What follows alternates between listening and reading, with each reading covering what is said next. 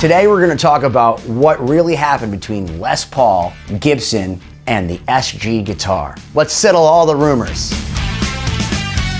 So this summer I got together with my buddy Jimmy Wysocki, the mayor of Mahwah, New Jersey, and Les Paul's good friend and confidant for the better part of 30 years at the end of his life. Jimmy has been sharing all kinds of incredible stories with me about his time with Les Paul and about just what it was like to know the guy. Please excuse me for any of the problems with the sound. This was all run and gun kind of shot, and I just want to share the story. So today, with a little help from my friends, let's talk a lot about Les Paul. Now part 2 of the house that Les built. Go back and check out the first one, will ya?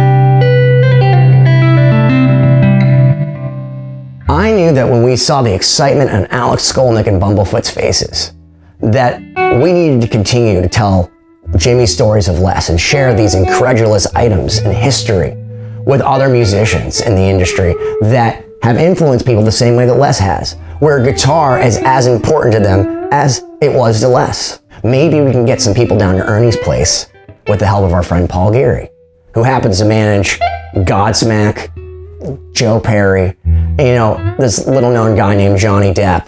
As always, Paul delivered because he was able to get Gary Cherone, the lead singer of Extreme, and Van Halen, Pat Badger, unbelievable bass player from Extreme and Dark Desert Eagles, as well as Barry Goudreau, the legendary guitarist from Boston, and Barry Goudreau's Engine Room.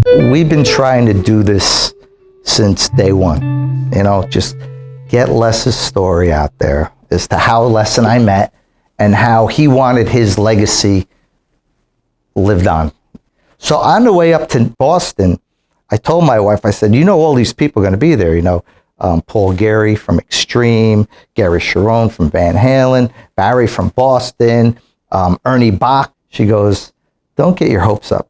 And I said, why not? And she said, you've been trying to do this since day one, since Les died, and you just haven't gotten it to that level you want to get to. When we got into Ernie's property, my wife looked at me and she goes, this is what you've been dreaming about. I mean, the room was incredible. Barry pulls me aside before this all happens, and I said, Benny, what's this all about? Like, what's going on here? Barry, strap in, my friend, because we brought some really important items from a really important person to you, and I'm pretty sure that you're gonna be psyched. How about?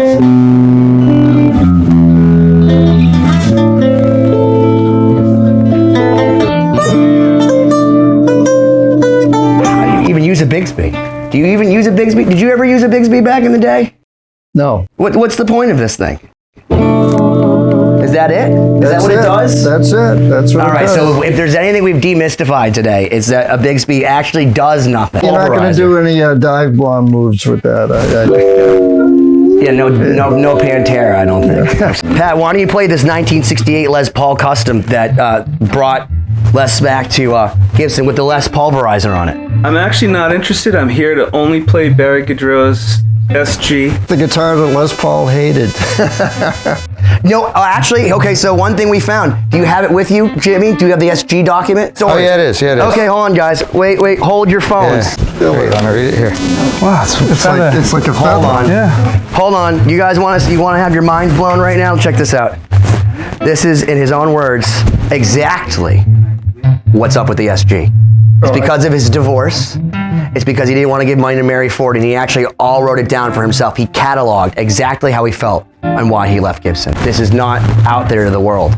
And just so you know, he wrote on the back of everything because he was a child of the Depression. So he always wrote, everything's on RMV paperwork, on the back of grocery lists, bills. I've got to check this out.